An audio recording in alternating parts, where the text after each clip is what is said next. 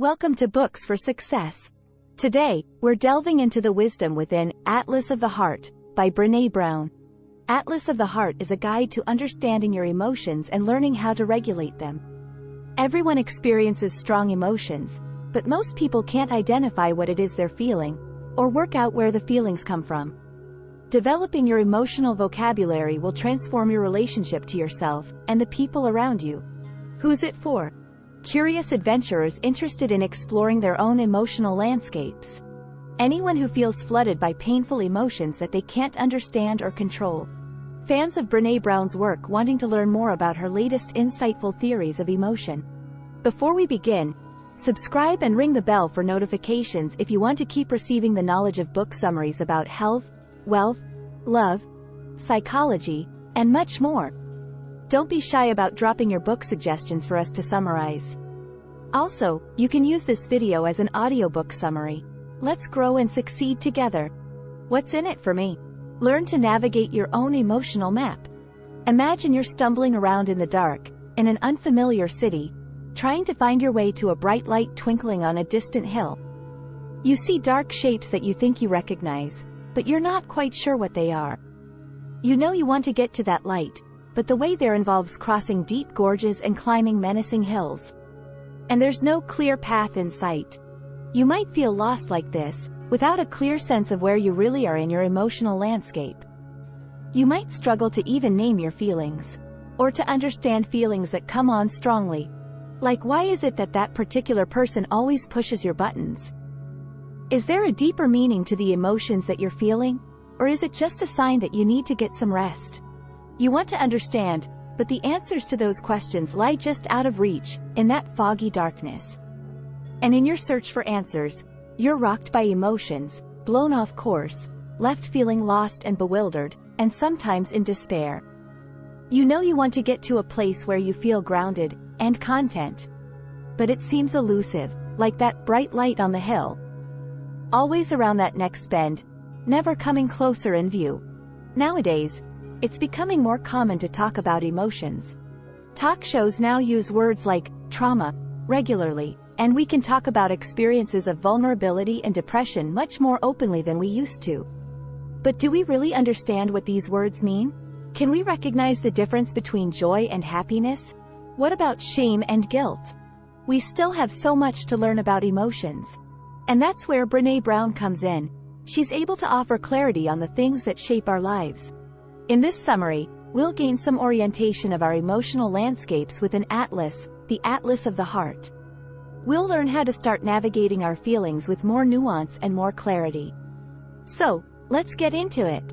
Here you'll learn why hopelessness and despair are the most dangerous emotions you can experience, how understanding your emotions will transform your relationships, and why happiness and joy are not the same. A child with magic powers.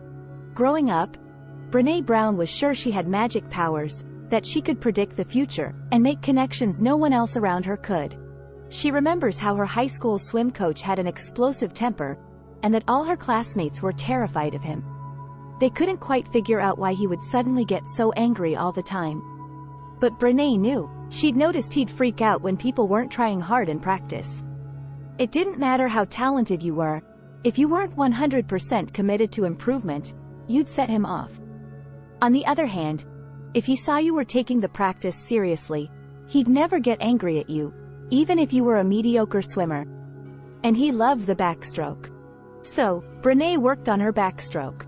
In order to stay under the radar and not piss off her teacher, she gave it her all. Staying under the radar was the main function of the heightened levels of awareness she developed as a kid. What felt like her magic powers? It helped her navigate her home life, with her complicated parents. In public, her parents were sociable, kind, and fun. But, behind closed doors at home, their behavior was unpredictable. Their moods would swing wildly, and they could get pretty angry without much, if any, warning. It was confusing, and it made Brené and her 4 siblings feel ashamed. After all, their parents only behaved like this when they were at home. So it was only natural that it made Brené and her siblings feel it was their fault that they got so upset. On top of that, Brené was the oldest of the kids, so she felt like it was her job to protect everyone else from their outbursts. And so she became very observant. She learned to identify people's soft spots, or what she now calls everyone's shame triggers, like the ill-timed jokes or misjudged requests that might set someone off. Besides just her parents, she began to notice how other adults around her would channel their anger into everyday moments, like watching sports or road rage. She understood that those situations were often completely unrelated to what was really making them angry. At the time, Brené didn't know what to do with all this emotional awareness. Nobody at home talked about their feelings, or expressed them much at all. The only acceptable emotion was anger, and just because Brené could predict the outbursts, it wasn't any less painful when she was on the receiving end of them. Of course, emotional awareness is precisely what Brené Brown is known for today. It's a superpower she's honed over a stellar career, and a skill she passes on in Atlas of the Heart. You can't stop walking on eggshells if they're taped to your feet. We often say that someone who's very sensitive to other people's moods or reactions is walking on eggshells. In her own words, Brené felt like the eggshells were duct taped to the soles of her shoes. She was hypersensitive to the world around her, so attuned to what might go wrong that it felt excruciating. She tried drowning out those feelings through partying, smoking, and drinking. And while all of that did succeed in numbing her, it also meant the world got blurry. She could no longer observe what was going on inside of people. She was fearful and anxious, and was so scared of feeling pain that she chased experiences that made her feel even more pain. She was, as she says, taking the edge off through alcohol. But taking that edge off was also muffling her magic, her superpower. Recognizing this, with the help of a good therapist, Brené started a long, hard process of regaining her edge. She stopped drinking, and started learning how to feel again, how to embrace pain and messy vulnerability and feelings that are not exactly pleasant or easy to experience. Today, Brené values her sensitivity to emotions. It shows her where her boundaries are. It teaches her what she needs. It allows her to tune into the people around her. And it's fueled quite an extraordinary career. With Atlas of the Heart, she created a guide for people who, like her, are scared of pain. People who feel all the things, but don't know what to do with their intense emotions. People who want to find another way to relate to others when they're fearful. People who are yearning for vulnerability. So, let's start exploring this atlas in greater detail. The book itself covers 87 emotions. We're going to take a closer look at just a few of these. And though the emotions are very common, you just might be surprised about what's actually underlying them. Expand your emotional vocabulary. But hang on, is there a point to all of this? We can't all be world-renowned emotions experts like Brené, so why should the rest of us spend the time learning more about our feelings? Well, consider this. Imagine you have a sharp, shooting pain in your shoulder. It's excruciating and won't go away, and it's starting to get in the way of your life. So, you rush to the emergency room. A kind, caring doctor comes in and tries to find out what's wrong. As you start to tell her, something strange happens. You can't get any words out. You can only point to the general part of your body where the pain is occurring, but you can't pinpoint the exact location. So she can't help you. You're frustrated, and your shoulder continues to hurt. The point is, language is important. It's a bridge between ourselves and other people. It allows us to express how we're feeling, and, crucially, get the help we need. But when it comes to emotions, most of us are just like that person with the painful shoulder. We just don't have the words to describe what's happening in us to others, or to even understand it for ourselves. Here's something fascinating. Brené describes how she and a team of researchers asked 7,000 people to identify all the emotions they experienced. And guess what? The average number of emotions people listed were, wait for it, 3, sad, angry, and happy. That's it. Mad, sad, glad. Of all the emotions in the world, all the nuance of human experience, most people could only describe them in 3 categories. And the reason that's a problem is just like the painful shoulder. It's as if you could only tell the doctor that you have a pain somewhere in the upper half of your body. And you could only describe that pain as bad, instead of say that it's throbbing, or aching, or shooting pain. The ability to have the awareness of, and the precise language to describe your emotions is what researchers call emotional granularity. This granularity can benefit your life in many ways. Having the right words allows you to identify your feelings and figure out where they come from. And if you can identify your triggers, you'll be much better equipped to find ways to comfort yourself. Brené believes that having those insights into your emotional states allows you to feel connected to yourself, instead of feeling numb and disembodied. And that connection with the self creates the foundation for genuine, loving connections with other people.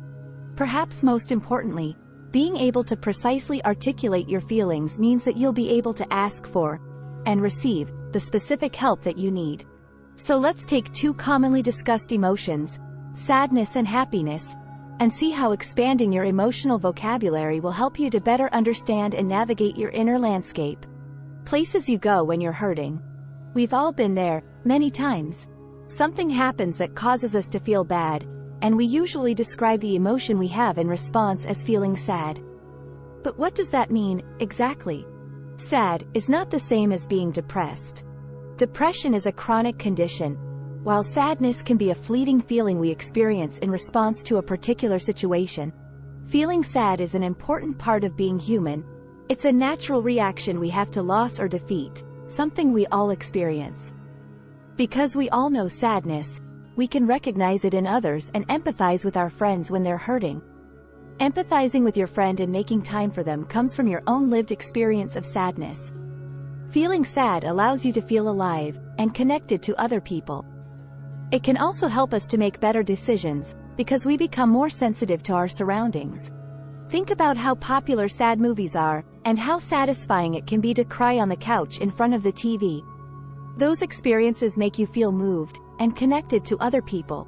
So, this is what it means to feel sad. But there are other emotions and experiences that we have when we're hurting that are very distinct, but are often lumped under the sad label. For example, people can experience anguish, or grief, or hopelessness, or despair. These emotions have very different qualities and require different reactions from us. Anguish comes for the bones. Anguish feels shocking, unexpected, and often traumatic. And it can hit us on a primal, physical level, too. This happened to Brené one day when she got a call from a childhood friend out of the blue. The friend told her that she'd felt suicidal due to a childhood trauma Brené didn't know about. When she heard this from her friend, she physically crumpled to the floor. In Brené's words, anguish comes for the bones, it strikes us at our core. People are resilient and can heal from this kind of trauma. But they need support. Otherwise, they may go through the motions, while remaining internally numb or crumpled. Or they may respond to the pain by becoming rigidly perfectionist, shutting out all vulnerability to try and stay upright.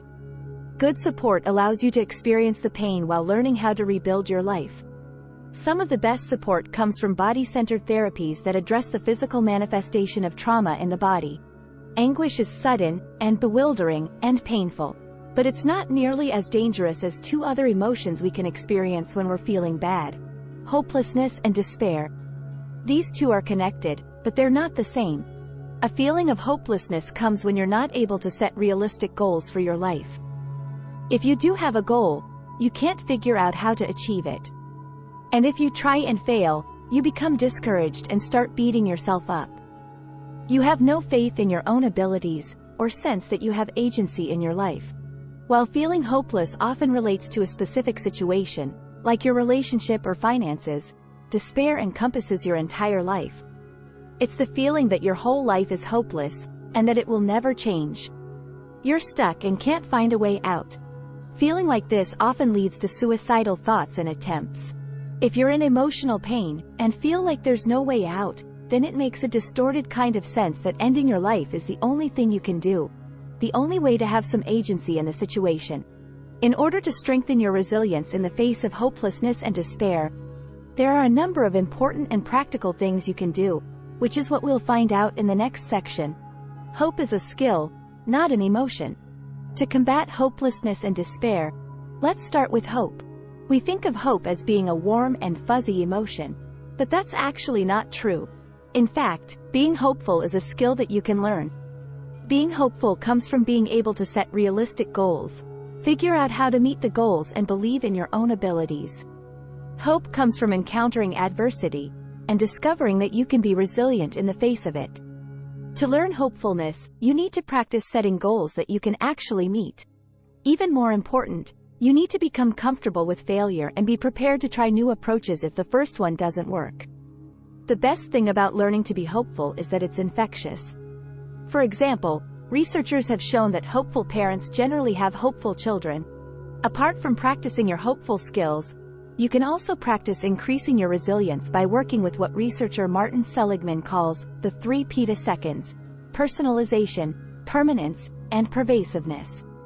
In the last section, we were talking about how despair feels all-encompassing and permanent. People in that state often take it very personally, beating themselves up for failing or letting down their families. When you're feeling flooded by despair, stop to ask yourself the 3 P-seconds. First, personalization. If you're taking it personally, ask yourself, is this situation really about me? What outside factors play a role that I haven't accounted for? If it feels like the situation will last forever, which is the second P, permanence, do a quick thought experiment and ask yourself, will this be a big deal in 5 minutes? Or 5 days? Or 5 months?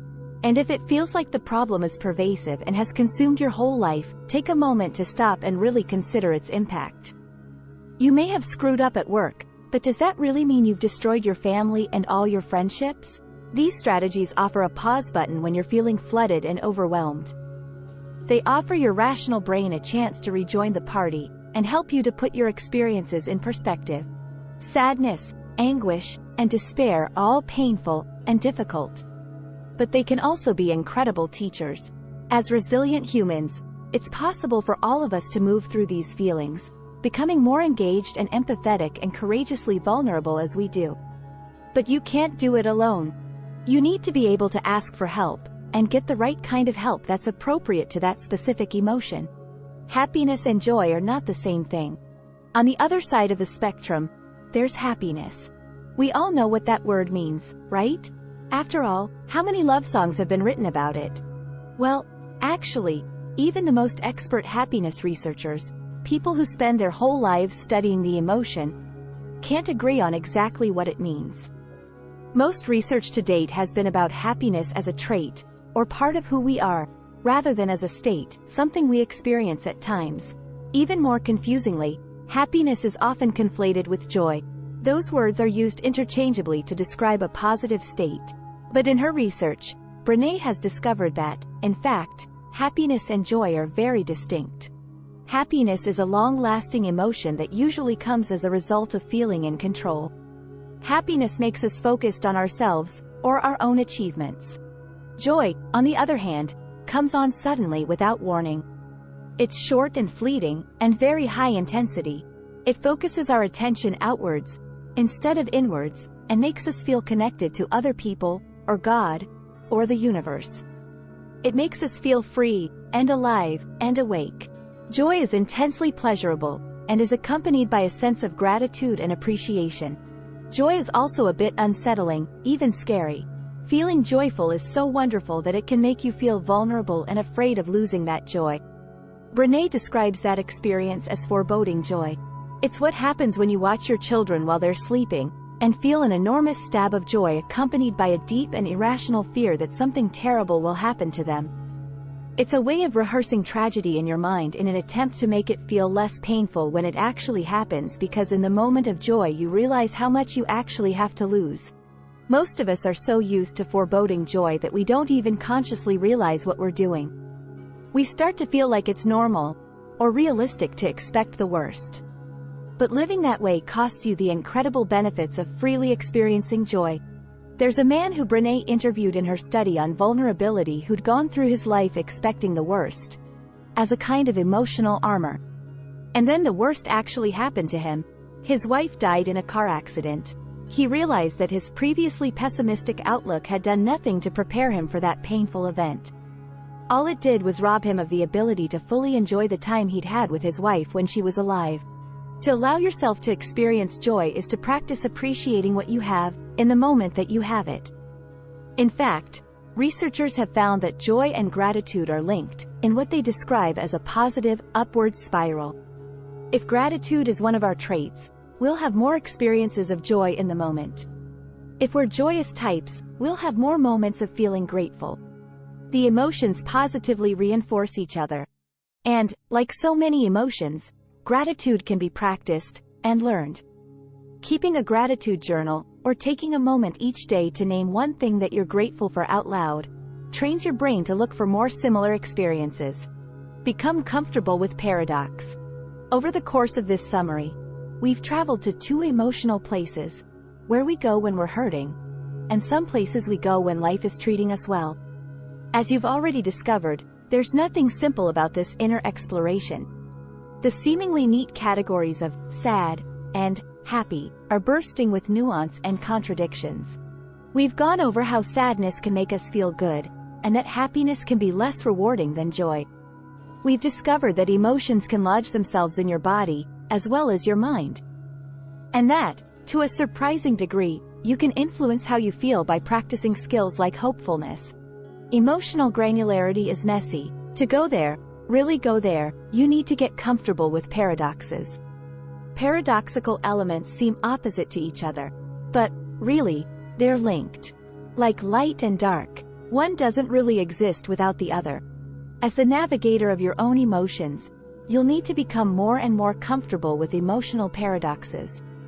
How you crave closeness to others, but act in ways that shut yourself off, or how you can lead a board meeting with confidence, but crumple every time you need to speak to your mother. Holding these paradoxes with warmth and curiosity will help you on your journey to discovering and celebrating the terrain of your own heart. Like any journey worth taking, there are no shortcuts. You'll need to clamber over many obstacles, and find your sharp edges. Keep going, lean into the messy stuff and contradictory stuff. Embrace the sheer vulnerability of being alive. Final words. Emotional granularity means being able to identify our emotions and experiences and express them to other people. The more nuanced and specific the words are that we have for emotions, the more expansive our inner worlds will be. Becoming attuned to our emotional states allows us to build loving relationships with ourselves and the people around us. And here's some more actionable advice. Take a time out when you're overwhelmed. If you feel flooded by emotions like fear or anger, the rational part of your brain shuts down. That's not a great state to be in during a fight, or in a situation where you need to make a decision. Build timeouts into your communication with people you love. When you're overwhelmed, take some time by yourself to breathe deeply and process. When you're feeling calmer, you can pick up where you left off. Thanks for being part of our insightful voyage. If our summary piqued your interest, we encourage you to dive into the complete book for a deeper understanding. Don't forget to like this video, subscribe for more content if you're new here, and share it with others who might find it valuable. Keep on reading, discovering, and advancing until our next adventure. Welcome to Books for Success. Today, we're delving into the wisdom within Atlas of the Heart by Brené Brown. Atlas of the Heart is a guide to understanding your emotions and learning how to regulate them. Everyone experiences strong emotions, but most people can't identify what it is they're feeling, or work out where the feelings come from. Developing your emotional vocabulary will transform your relationship to yourself and the people around you. Who's it for? Curious adventurers